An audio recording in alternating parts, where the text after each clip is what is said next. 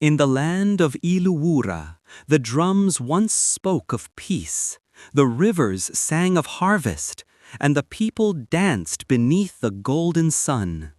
It was a land blessed beyond measure, where strangers found rest and the gods smiled upon men.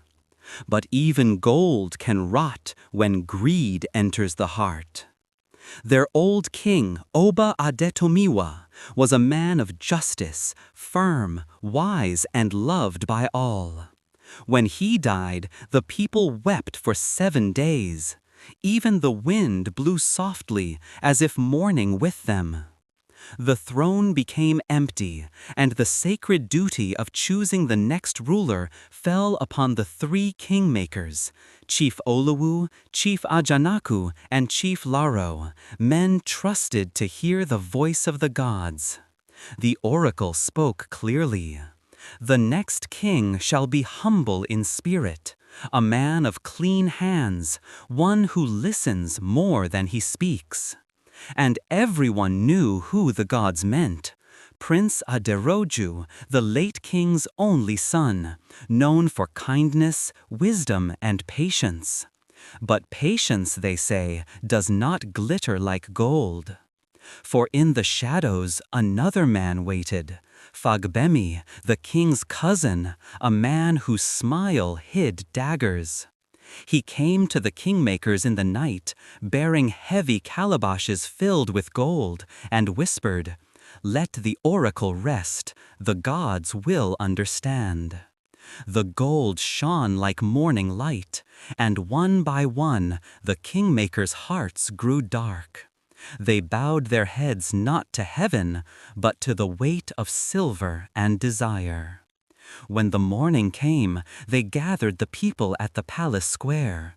Drums rolled, flutes sang, and Chief Olowu raised his staff. "The gods have chosen," he declared. "The new king of Ìlú Wura shall be Ọba Fagbemi, son of the royal bloodline and strength of our land." A roar of confusion filled the air. Some shouted with joy, but most stood in silence.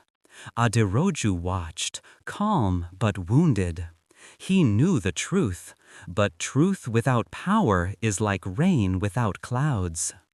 That evening he went to the sacred grove to pray for understanding. The old priestess Iya Orun met him there.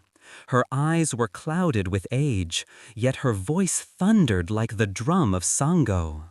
"My son," she said, "the gods are not blind.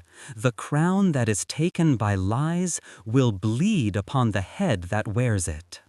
And true to her words, as the coronation drums sounded that night, a storm rose from the east.